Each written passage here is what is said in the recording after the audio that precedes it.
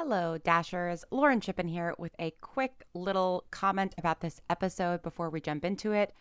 My computer had a complete and total meltdown in the course of recording or attempting to record this episode. I eventually got things working again, but there will be times in this episode where my audio sounds truly terrible. I'm really sorry about that, but it shouldn't affect the wonderful experience of listening to Gretchen McCulloch talk about Tumblr linguistics. It's a really, really fun episode. Great interview with Gretchen. So I hope you guys enjoy, and sorry for the technical difficulties.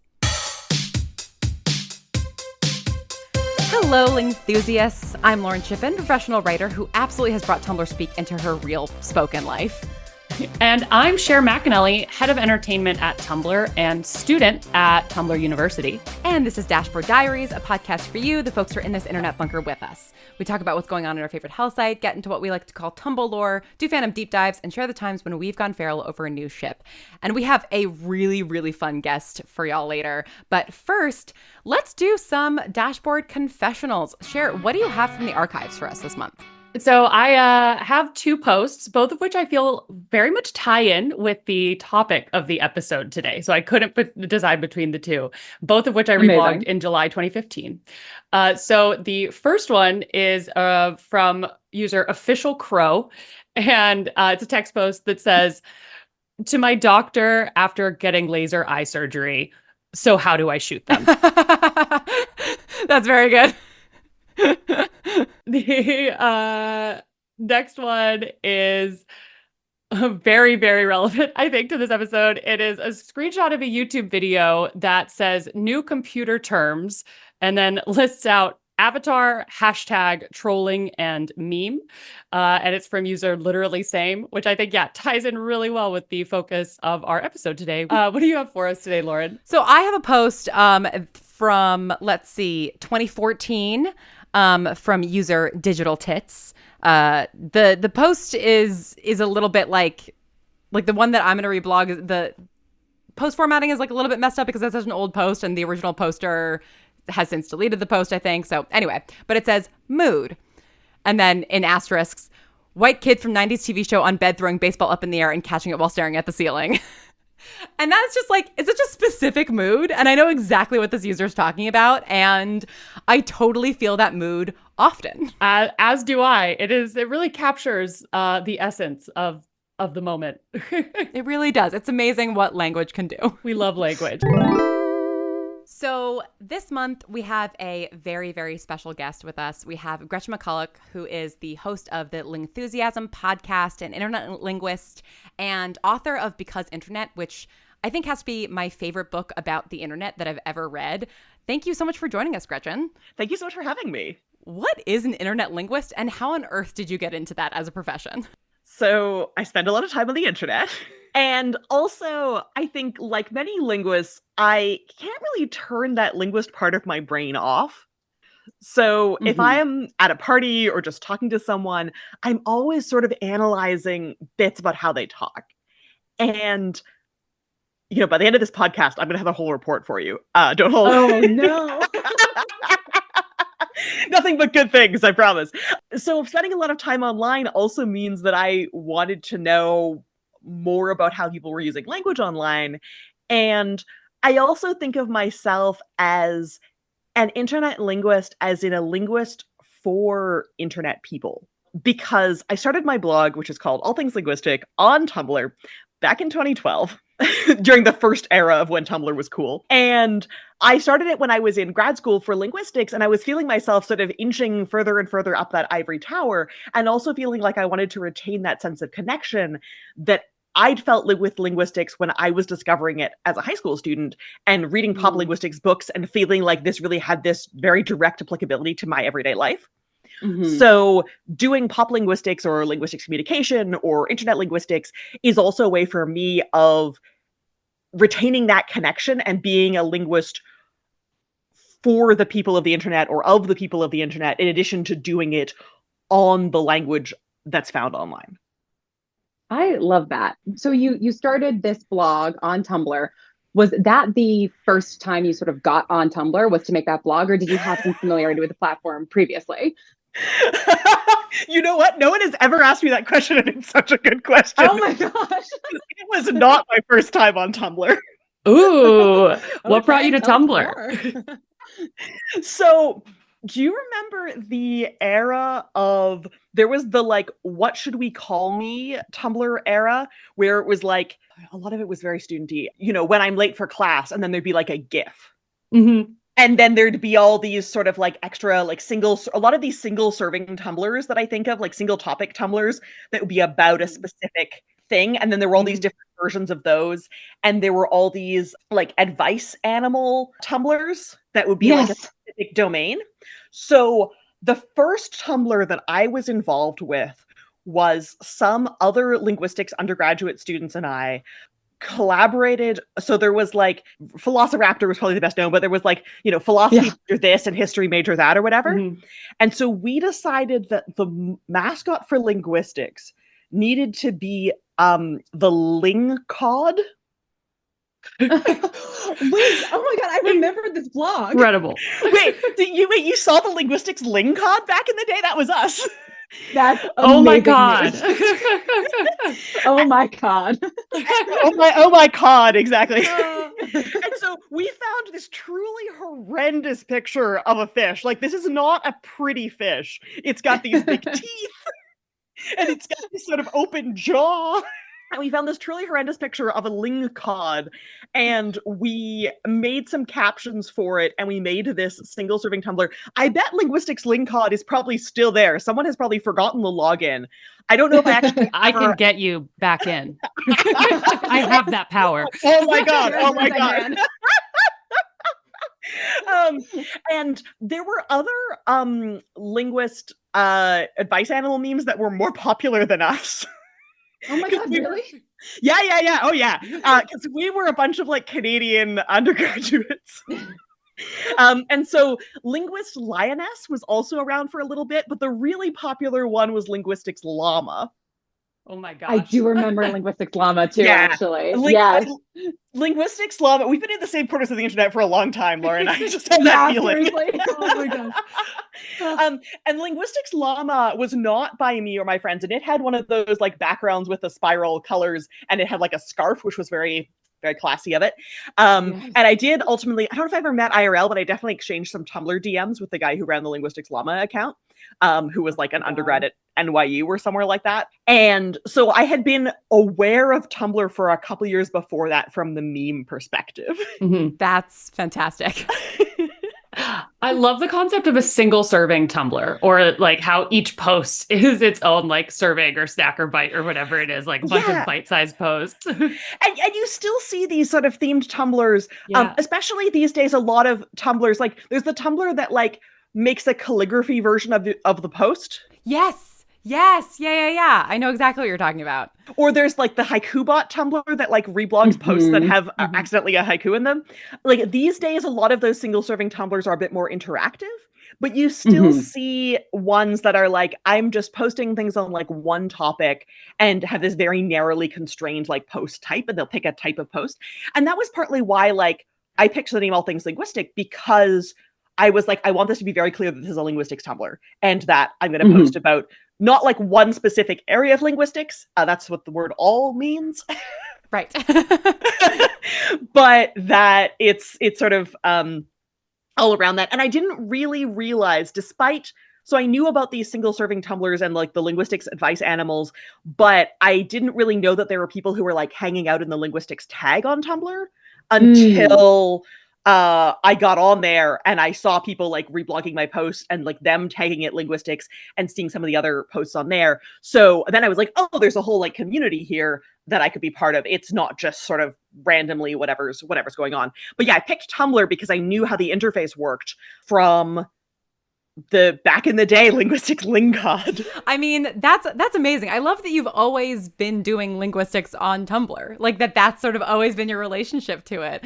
And I mean, you know, we like to think of Tumblr as like this, you know, very like niche, unique place in terms of how we talk to each other and you know, the memes that we have and the sort of internal language we have. In all of the online spaces that you've been in, like, do you feel like Tumblr does have sort of a unique language unto itself? I remember like a couple years ago on Twitter, maybe like 2018, 2019, there were all these Twitter memes that were coming up that it was like, I saw these on Tumblr 8 years ago. Yeah. Yep. Like there was that period when it's like, oh, okay, so the Twitter people have discovered Spider's George. That's cool, but like I do not quote. Oh, sorry, go ahead. I was just about to make the exact same reference. I was just about to say, do not cite the dark magic to me, which I was there when it happened. Exactly. That shared language really is such a huge part of the Tumblr experience. But that's the thing, is like you have this sort of shared vocabulary. And I think a couple of the things that I think are really interesting about Tumblr is that one is that the half-life of posts is so much incredibly longer. Mm-hmm. Yeah. Oh, interesting. And like the half-life of a tweet, especially when I first joined Twitter, which was actually also in 2012, but a little bit later in 2012, it was like 6 months later, which felt like an eon, because I was like, I understand internet platforms now. I'm going to join all of them. But the half-life of a tweet when I joined was maybe like an hour or two. And then Twitter started putting their thumb on the algorithm a little bit more, and the half-life of a tweet became more like 6 hours or 12 hours of like, if this tweet gets some legs, it's going to keep going and keep giving you notifications a day or two in. But the half-life of a post on Tumblr, I mean, first of all, even a post that's not very popular, that's only liked by a few of your friends or your mutuals kind of thing, is still like 12 hours. Because people catch up on their whole dash. I was going to say, do you have stats on this? I do. I have a fun metric. About 1/3 of engagement on Tumblr posts happens 30 plus days after posting. Yeah. Wild. Yeah. I totally buy it. And especially like if you just make a post that's like a little update for your mutuals or something, it's probably not going to have a ton of engagement later, but like any sort of post that gets a reblog or two, it just lasts so much longer. And I've had posts that like I made this post 5 years ago, but it's still going around. Absolutely. It's always funny to see one go by on your dashboard that you posted years ago. Yeah. That happens to me sometimes on I've got a public facing Tumblr and then like my real Tumblr, and every now and then on my real Tumblr dash, I'll see my own post from my public facing Tumblr from like 8 months ago kind of cross my dash. And that's always such a strange moment, especially since like I think that the Tumblr users are very good at digging up really old stuff somehow and then like all of a sudden circulating a post like a year after the fact. And I think that this can mean that certain things become sort of bafflingly popular. And I kind of wanted to get your perspective on this, Gretchen, around like why certain memes, or like I think the word blorbo especially is like a great example of this, why certain words catch on when others don't. Like what makes something sort of become part of the permanent lexicon versus something that just gets passed around for a couple of months? Yeah. Oh, sorry. Okay, so I think there's sort of two parts to that. One is this question of like, why do posts last so much longer? And the fact that posts last so much longer is a contributor to Tumblr having more of a culture, because if you missed it the first time around, you have so many more opportunities to see it. Whereas sometimes on a faster moving social network, I'm thinking of the sort of Twitter family of networks. So like, you know, Twitter, Blue Sky, Mastodon, all of those ones that are sort of very short text post based. You can show up for like 6 hours and like Bean Dad has happened. And you're like, what? I've missed all of this. And you all like, what? Whereas Tumblr, things don't show up in your dash quite as quickly, but they persist a lot longer. And I think that's partly related to the queue feature. Like the queue feature is really a driver of that, because people put posts in their queues and then they resurface like a week later, a month later, 3 months later, 6 months later. And partly like that person still looks like they're active. And maybe some of the posts they're making are live, but also they can resurface their post that they saw 6 months ago and it shows up on your dash now. And maybe you decide to reblog it or you decide to put it in your queue. And this extends the half-life yet again. And like that makes a lot of sense. Other platforms really don't have that. Like on something like WordPress, which WordPress is fine. I use WordPress for my like professional website. And I can schedule posts there. But what I can't do is automatically put them in this sort of system that's going to dole them out without me having to think about it. I have to say, this post goes up next Tuesday, 2 p.m. I can't say just put it up some point in the future, you know, whenever you've run out of other stuff to put up. Yeah, I love and use and abuse the queue feature. I hadn't really thought of it in that way before. And I love how Tumblr users will often tag their queued posts, and they have all these fun little puns, you know, this one's for Q or whatever it is. And they post those, you know, there's like a whole Q tag, I don't know, sub-genre. Or like you're a QT or something like that. Yeah, exactly. So the tags, the queues are a big factor for that. But also the scheduling thing, because some posts get tied to specific days and times. So like Julius Caesar Ides of March stuff going up around the Ides of March, or like the September song, 21st of September, do you remember? And this type of stuff that gets tied to a specific day. People see it the day after and they go, oh, damn, I missed the window to put it up. I know what I'm going to do. I'm going to schedule this for this day next year. Yes. Because I've done that. And I've been like, oh, I missed my window. Okay, I'll just schedule it for next year, with this idea that like, I'm still going to be here. People are still going to see it next year. Like, putting it into the future that way, because it's a way of like participating in the culture. And also the idea that's like, have I reblogged this post before a few years ago? Yep, maybe, sure. I don't care. I'm reblogging it again just because I'm seeing it. Yep. Neil banging out the tunes, April 13th. Yes. Yeah. Well, right. Like all of these real holidays and all of these holidays that Tumblr has made up, or even days of the week memes, you know, like every fandom sort of has its like whatever Wednesday, you know, and I think that keeps a very specific kind of culture alive. Yeah. So like that part keeps it sort of going. I think that the tags on Tumblr also contribute sometimes to posts getting revived again after a longer period. Because when you're browsing for tags, because like, let's say you just got into a show for the first time and you're like, oh, what have other people posted? I want to repost some GIFs. So you go into the tag for that show and you filter for GIFs and you start reblogging them. And some of those people may have put those GIFs up years ago, depending on when the show came out, but you're reblogging them now because you're browsing via tags and looking for stuff to put on your blog. That's a kind of behavior that you don't see. Like, there are other platforms that have tags, but like Instagram has hashtags, and people browse with them, but they have a very, very impoverished post sharing ability. Like, you can really only do it in your story and then it disappears after 24 hours. And so you don't get anything like a reblog culture. And Twitter has a retweet culture and like all the sort of Twitter family of networks. Like, I'm on Blue Sky these days, baby. And they have definitely a retweet culture, but they don't have this like, I'm going to go find this and like retweet all these tweets that are super old, because they feature the timestamp very prominently on the tweet. And so this idea, if you're retweeting something that's like a week old, it's like, well, where were you? Tumblr doesn't feature timestamps very prominently anywhere on the posts.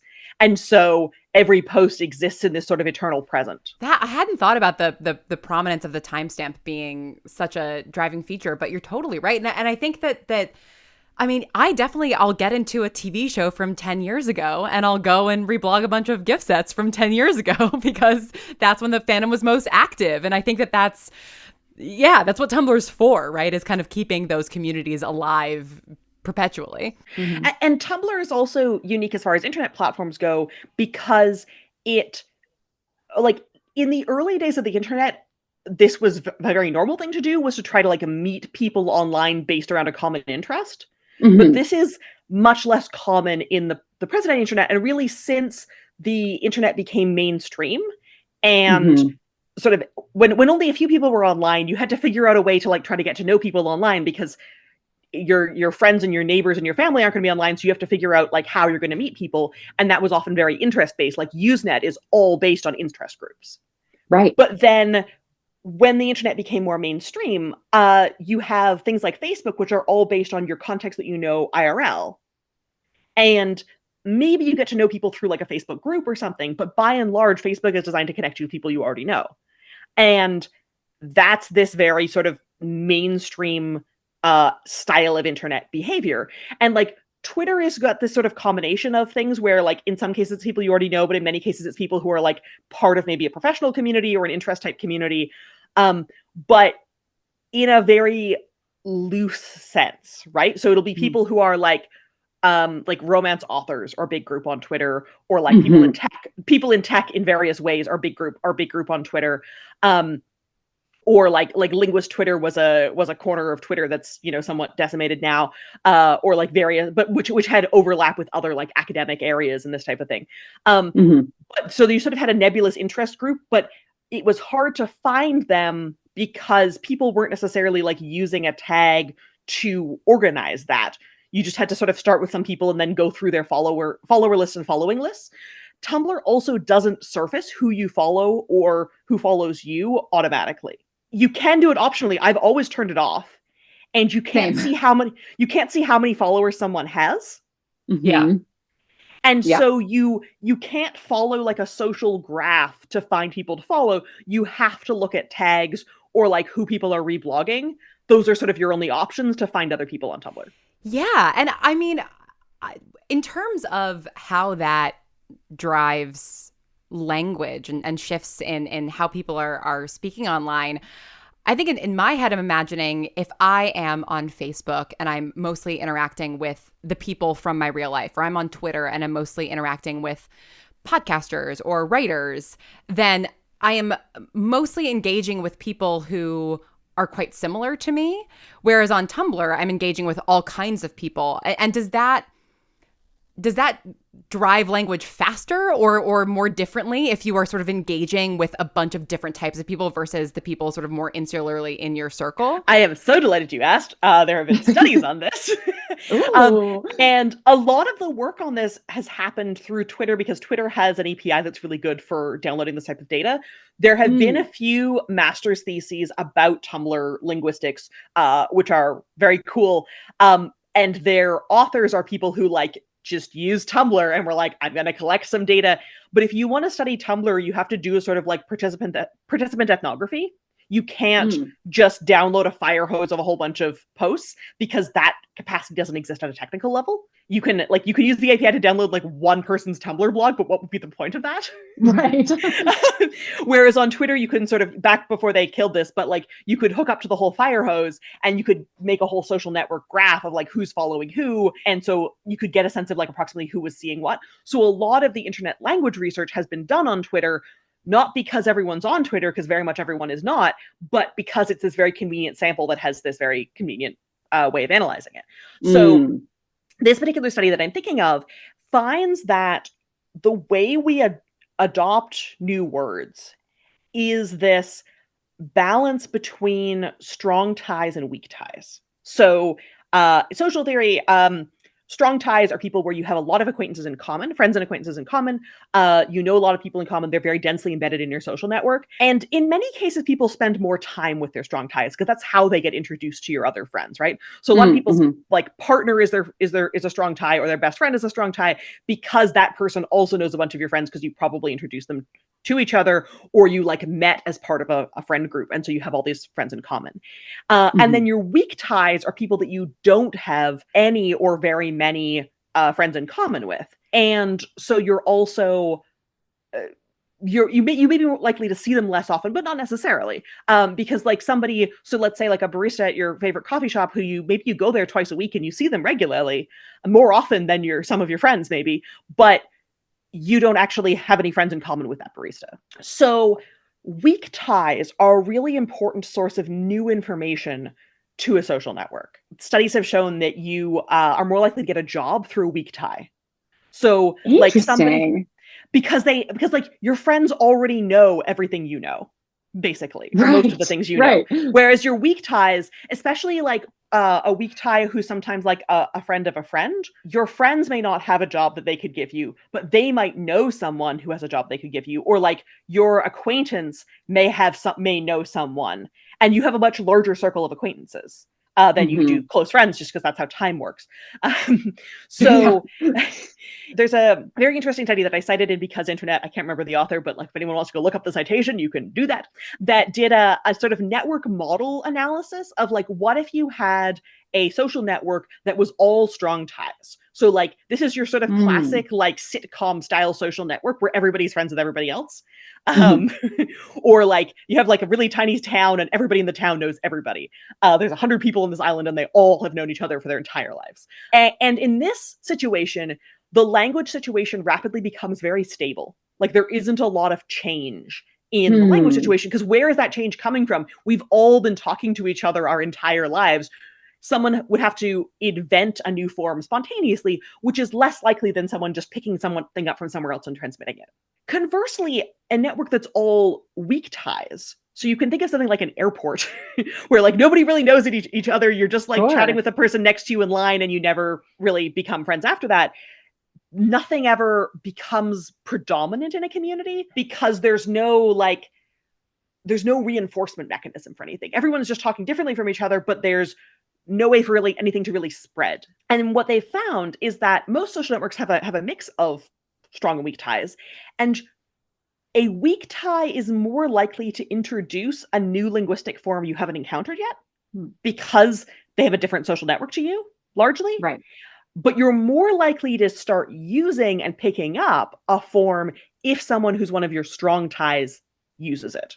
Have you noticed any difference in kind of communication, like the linguistic use or slang use or whatever it might be on Tumblr within different communities that you might be a part of on Tumblr? One of the things that I think about from this is that like Facebook has sort of more strong ties than weak ties, and I feel like it is less linguistically innovative than Twitter is, or than Twitter used to be back in its heyday, because Twitter had a lot more sources of new information, people you didn't already know IRL, and so there were way more like sources of new stuff. For Tumblr, I'm trying to think about like I feel like there's less of an ability to get like a gestalt of the entire site because your own personal like network experience is so specific. Sometimes I see like there was a post that went around a little while ago that was this like, I cannot stand these parodies of Modern Major General. They're blah blah blah blah blah blah blah and not original. And this post was getting like 10K notes in its first like 24 hours, and like 3 different people who were on my dash who I like pretty sure didn't know each other had all reblogged it separately from different people. And I finally went and checked the timestamp and I was like, oh, this post is like 24 hours old and it's just spreading everywhere. And I think people don't have necessarily the same hesitation around like, I'm going to reshare this even though it's already been in my feed, because then the person that I reblogged it from will just treat that as a compliment, not treat it as like, well, that's kind of boring. Like on Twitter, I tend to not retweet a tweet if it's too popular because I'm like, that's boring. That's yesterday's news. Been done. Yeah, that's been done. Everyone's seen this already. Whereas on Tumblr, like a post has like 100K notes and I'm like, yep, sure, I'm still reblogging it. This was quality. And you can reblog as many things, I mean, up to our post limit as you want. And still your followers would be excited to have, you know, you reblogging or posting 250 things in a day versus being like, oh my gosh, that's a lot. I think there's also, so there's a couple interesting mechanisms around reblogging. Like it's very common to reblog without commentary or reblog with just a few bits in the tags on Tumblr. And then if your tags are like witty enough or incisive enough, someone else might like promote them and you've passed peer review. Yes. Yes. Yep. And so this is a mechanism of saying like which things, so like fewer posts get circulated more on Tumblr. They get circulated more, they get circulated for longer. And so this is another side of the like Tumblr has a more cohesive culture because you're more likely to have seen the same posts as other people are because they circulate so much. And like I remember when I first joined Twitter, it was very rare to see a tweet that had more than like maybe 100 retweets. Like now that they've been putting their thumb on the algorithm more, you do see these very, very popular tweets. But at the time it was already very, very common to see Tumblr posts with like 5 digits or 6 digits of notes. Like that's always been a part of Tumblr culture, I think.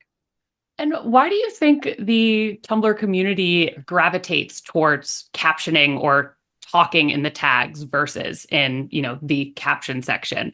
Because it's one of my favorite things about the platform and the way users kind of engage, but it's also always really interested me how that kind of came about. The commentary that I've seen, and I sort of agree with this, is that because, so if somebody, so like Tumblr's reblog culture preserves the entire chain. So if you say something in the tags, then if somebody wants to reblog the post from you, they can just say their own thing in the tags and they don't have to preserve what you've said. If you say something in the comment field, then if someone wants to reblog the post from you, they've got to preserve your comments. And like sometimes I've seen a post that has like 3 really interesting comments and then someone said something kind of boring, and I will go back up that chain and reblog the version without their boring addition, even if their boring addition was like my friend. Same. Yep. So like, if you're worried that someone's going to be like, oh, I'll have to go back up the reblog chain and reblog this post without your boring addition, you're like, I'm just going to put this in the tags. Like, that's polite. That's sort of discreet. And tags are also a way of talking primarily to your followers, because if someone reblogs that post from you, they're not going to see it. Like, their followers aren't going to see it. So it's a way of having a sort of private, or not quite private, but like a more intimate level of conversation at the same time as you're participating in this sort of almost site-wide culture of these bigger posts that have lots of stuff on them. People, you can sort of do that in the replies. I also think that an underrated technological affordance of these tags is that Tumblr tags support spaces. Yeah. Yeah. Because Tumblr has a tags field, and like if you tag a post on Twitter or Instagram, you have to write your hashtags without spaces. And like I'm saying hashtags for those platforms, but Tumblr, they're tags. And you have to write them without spaces. And so this puts a natural limit on how many tags and how long of tags you can write, because no one wants to read this like 7 words all smushed together with no spaces. That's kind of obnoxious. Whereas with Tumblr tags, well, they got spaces in it. So you can just read them like a normal thing. And also that tags on reblogs aren't searchable except for like if you're indexing a post on your own blog. So you can like tag something that has like your Q tag, and then you can find your own Q tag. But otherwise, they don't become searchable. And so like the tags, they're sort of useless at a practical level, which means you can write commentary in them because they're not actually trying to do something practical. And like it's kind of obnoxious like SEO behavior to put too many tags in your post on somewhere like Twitter or Instagram where they are readily searchable. But because you can't actually search tags on Tumblr, at least not in a reblog very well, it's like, well, yeah, this is a space for commentary instead. There's also a fanish culture, because Tumblr is very fanish, of using tags for commentary on Archive of Our Own on AO3. And AO3 tags... That's such a good point. AO3 tags have this mixture of commentary tag and functional tag that Tumblr tags also have. And so, like, I would wager that most people on Tumblr know what Archive of Our Own is. Yeah. Whereas on sites like Twitter or Instagram, like some people do, depending on your subculture, but it's less of a direct influence, probably. Do you think that's something that AO3 took from Tumblr, that because like a lot of those users overlap, that's why that happened on AO3? I think a lot of them overlap, but I think the directionality may be in the other direction. Interesting. Because so Archive of Our Own was founded in like, I want to say like 2005. Yeah, I think you're right. I mean, it definitely was, it was sort of as fanfic.net was, they sort of like cross paths a little bit. Yeah, because like an analogy that I really like making is that AO3 is actually very similar in size to the English Wikipedia in terms of like how long it's existed and how many like bytes of words are on both. They are very similar in size. That's nuts. And in terms of this sort of skewed long tail ratio of like how many people write on them versus how many people read on them, I think also quite similar.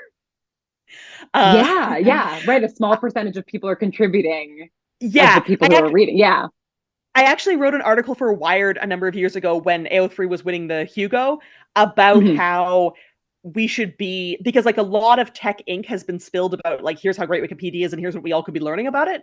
And not nearly as much has been spilled about like, here's how great AO3 is and here's how we could be learning about it, even though they have very similar sorts of pedigrees. And I wrote a piece for Wired that was like, here's why AO3 is so neat, and interviewed a couple of the tag wranglers to talk about AO3's tagging system and how it works like in the back end with a lot of volunteer labor to like make it usable for users.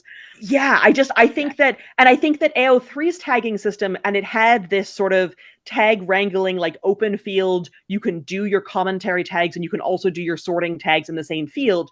this was influenced by fanish practice on earlier social platforms. I wasn't really on LiveJournal, but a lot of people were on LiveJournal. If somebody knows more about LiveJournal's tagging practices, I wouldn't be surprised if there was an influence there.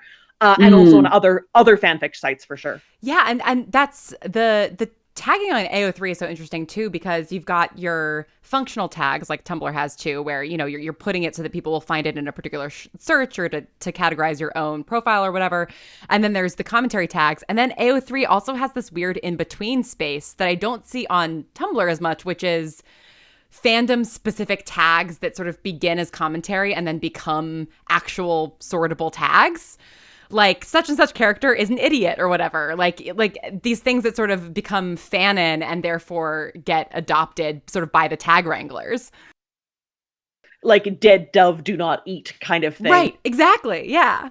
Which is something I first encountered on Tumblr as like in the way that it was used, which is interesting. I think there's some extent to which people do this on their personal Tumblrs. Like I'm thinking of all these sort of fun creative Q tags, which may have started out as like, oh, I'm just doing this sort of joke. And then sometimes they like carry on. Like my tag for internet language on All Things Linguistic is still language on the interwebs, because I tagged a post that in 2012. And then I was like, I guess this is what I'm using for this tag now. Yep. Yes, yeah. I have to go back and check, because it's like, did I spell it interwebs with an S or with a Z? I have to check every time. Because I was just like joking, but I'm still doing this. That's awesome. Yeah. I have like there's like over 100 posts in that tag because there's so many things. Well, and is it an S or a Z? Look, I don't know. I'd have to check. I think it's an S, but I have actually tagged several. I put some posts I've tagged with both because I couldn't remember. So if you click on one and you're like, "There's not very many posts in here," just click on the other one and see. Maybe you'll get more. I totally have. I my playlist tag. I always just tag playlist and playlists because I can never remember which one it is that I use. Sometimes I'll be typing what I think is an original sentence as a tag, and it'll autocomplete for me as if someone has also typed out this similarly like chaotic or unhinged or whatever it is, like a sentence at some point. The hive mind, the great Tumblr hive mind. I've always wanted to do like a study of Tumblr tags. Cher, if there's like a way you can hook us up with this data, maybe this is a possibility, because it's so hard to do data on anything in Tumblr. But also maybe Tumblr users would find this creepy, and so like maybe we should just never do this. But there was a meme that was going around. I haven't seen it in the last like 5 years or so, but there was the style of post that was going around for a while that would list like 5 words, and it would be like, type each of these words into your tag field and fill in your tag that auto completes from them. Yes. And so it would be like a list of colors or something. It's like, when you tag something green, what was that tag? Yes, I love those posts because it always brings up stuff that you completely forgot about your own blog, you know? And I always thought that if there was a way of scraping all the tags from a post like that would be a really interesting one to do this weird cross-section of tags on Tumblr. Like it would be a bias sample, but it would be biased in a very different way compared to using the tags in like that are searchline tags, you know? Yeah. And we can absolutely hook you up with that data, Gretchen. So just let me know, what info you want, what data you want, or we can offline about it. Where were you when I was writing? Because you need to make another book. Yeah, when I'm here for the sequel, Gretchen. I've got you. Because interwebs with an S or a Z. I was joking for a while that my next book would be called Despite Internet, which is how I wrote a book despite all of the distractions online. Oh my gosh. Yes. I love that. That's a great idea. If I ever write a memoir. Yes, absolutely. I know that we are coming at the end of our time here. So as a final fun question, do you have a favorite Tumblr linguistic quirk or meme or something that just has brought you a lot of joy on Tumblr as a linguist? Oh man, how do I choose? They're all my children. You can pick a few. Yeah. Top 3. Like I've got this whole book that I wrote. So I'm gonna pick a classic. I really like the style of what I have called stylized verbal incoherence mirroring emotional incoherence. And Beautifully put.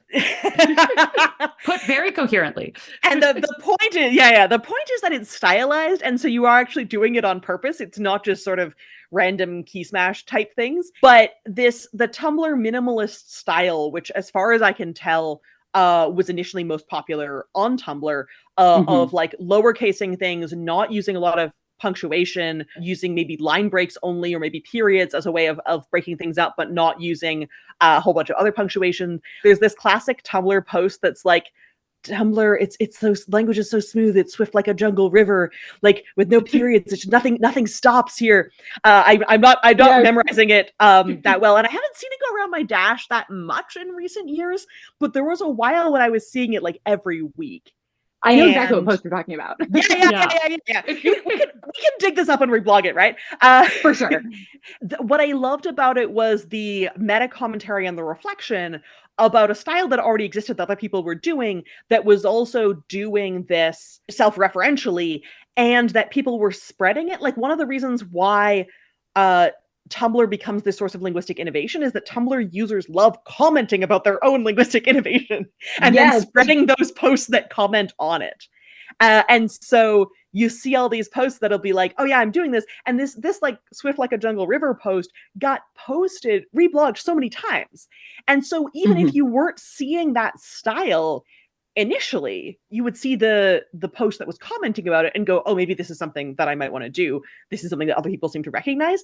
And I think that the reblog culture and the number of notes gives these observations a sense of sort of authenticity or gravitas, or just this sense that they've passed peer review. Like, other Tumblr users also think that this is the case because they've reposted it, because they've reblogged it.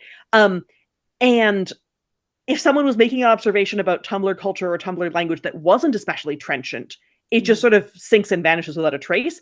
It's these ones that get, tens and hundreds of thousands of notes where people are like, yeah, I agree with this, I co-sign this, I believe this. And I think that's why stuff spreads, because Tumblr users like that meta commentary, and the ones that feel real keep getting passed around. Absolutely. I think that's a perfect bow to put on the whole conversation. Gretchen, thank you so much for coming to talk to us about this. If people want to follow you online and learn more about this stuff, where can they find you? Thank you so much for having me. I am at GretchenMcCulloch.com. My podcast is Lingthusiasm. It's also at Lingthusiasm on Tumblr. My Tumblr is at All Things Linguistic. And my book about internet language is called Because Internet. What has you in your feels this week, Lauren? So I have two quick in my feels thing. The first is My Lady Jane on Amazon Prime, which is a new TV show. And without saying too much about it, because I sort of went in not really knowing anything and was really delighted, it just reminds me of the peak CW shows from like the late 2000s when it was still the WB into sort of the mid 2010s. They're just, everything about it feels like a CW show from 2013, and I really have been missing that on my television, so that's been bringing me lots of joy. And then my daily podcast that I've been doing for the past year, Breaker Whiskey, is coming to a close tomorrow as of this recording. By the time this episode comes out, it will have been, the first year will have been over for a week. And there's been some really fun posts on Tumblr about it, about people getting excited for the finale, about people reacting to the things that are happening. And it's, it's a very small group of people, but it's just always amazing when there's any Tumblr fandom at all for anything I make. And so that has been making me very, very happy this last week. What about you, Cher? What's got you in your feels? I am having a lot of emotions, Lauren, about House of the Dragon. Ooh. Do you watch? I don't. In my opinion, everyone, especially the dragons, should live forever, and that's just what I'm going to say about it. Yeah. Okay. Gotcha. And that is very much not the topic of the show. The show is about how the dragons went extinct, and they're starting to show us, and I as it turns out, I don't want to know, Lauren. Oh no. The dragons are all baby girl. They're all poor little meow meows, and they should be protected at all costs. And with that, I'm Lauren Shippen, and you can find me at theLaurenShippen.tumblr.com. And I'm Shae McAnelly, and you can find me at overshares.tumblr.com. This has been Dashboard Diaries, and may your anons always be loving, Your dash always refreshed, Your gifts always be loading, and your ships always canon. may the fix you're reading always be finished. And the answers you seek always in the reblogs. Thanks for scrolling with us.